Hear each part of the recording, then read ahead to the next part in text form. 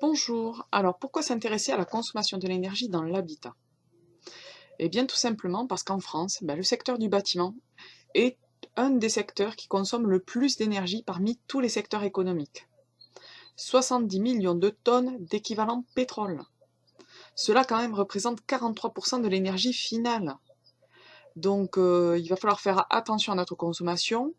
Toute énergie qui n'est pas consommée, forcément pollue moins et engendre moins de problématiques pour le changement climatique.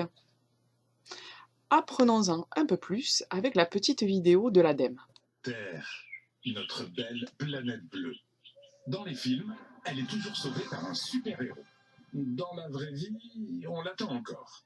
Mais le péril, lui, il existe bien, c'est le changement climatique. Explication.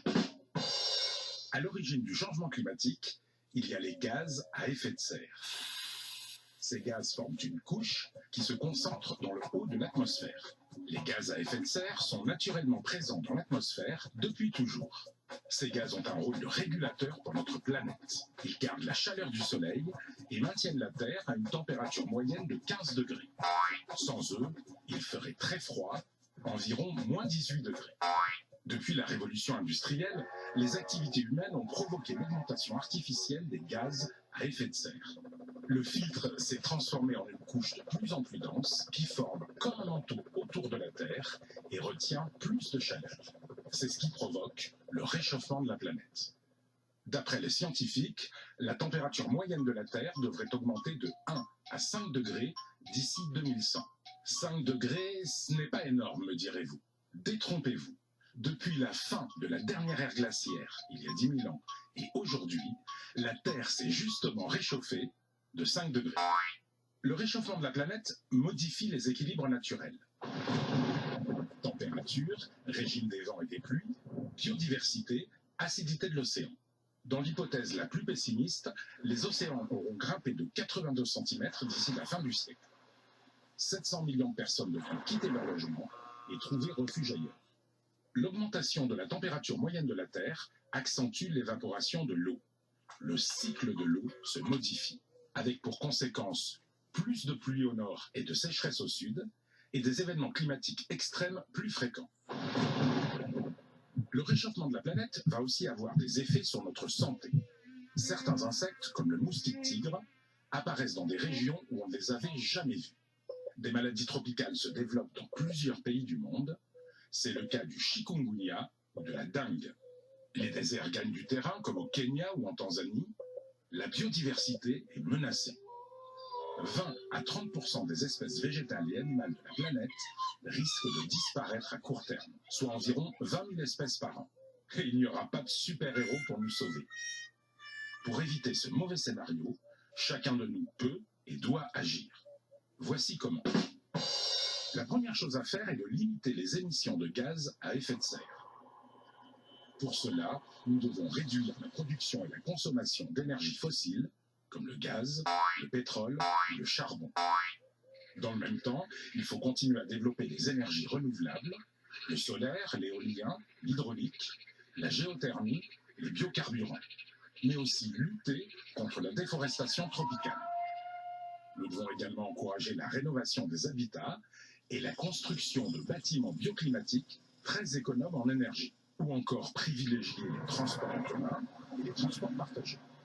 Nous pouvons aussi limiter tous les gaspillages de la vie quotidienne, eau, énergie, déchets ménagers et industriels. Enfin, nous devons nous adapter à la hausse des températures et à la modification du climat. Certaines cultures qui demandent trop d'eau pourront être remplacées par d'autres, mieux adaptées au climat.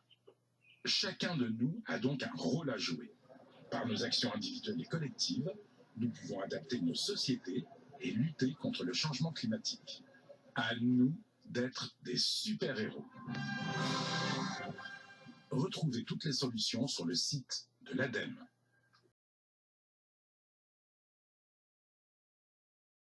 Consommer moins d'énergie, ça passe par l'isolation. Ici, vous voyez un schéma de l'ADEME, justement, avec les différentes pertes d'énergie. Donc, on va privilégier, par exemple, des systèmes pour obstruer la cheminée quand on l'utilise pas, ou bien isoler les toitures, parce que c'est par là qu'il y a le plus de perdition. Et aussi, pourquoi pas, isoler les murs. Mais par l'extérieur, pour notamment éviter les ponts thermiques, comme vous avez pu le voir dans la petite vidéo de C'est pas sorcier. On parle aussi de bioclimatisme. C'est en fait concevoir sa maison en fonction du terrain et du soleil. Effectivement, on ne mettra pas en œuvre les mêmes solutions techniques dans le nord de la France et le sud. Ici, par exemple, chez nous, il va falloir qu'on fasse attention à l'ensoleillement d'été, de bien se protéger, et le froid un peu de l'hiver, et notamment les vents et la pluie qui arrivent par l'ouest. Il faut penser aussi à bien ventiler la maison, parce que vous avez des petits polluants, des odeurs tout simplement, qu'il va falloir éliminer, et donc il faudra renouveler l'air. Mais attention! L'hiver, par exemple, il ne faut pas évacuer toute la chaleur que l'on a réussi à engranger dans notre maison pour la mettre à l'extérieur. Il existe de nombreuses solutions, mais notamment, nous avons la possibilité de mettre un puits canadien, comme vous avez pu voir dans l'émission C'est pas sorcier, ou une VMC double flux, et encore utiliser les moyens naturels, c'est-à-dire en plein été, la nuit, ouvrir pour pouvoir profiter de la fraîcheur.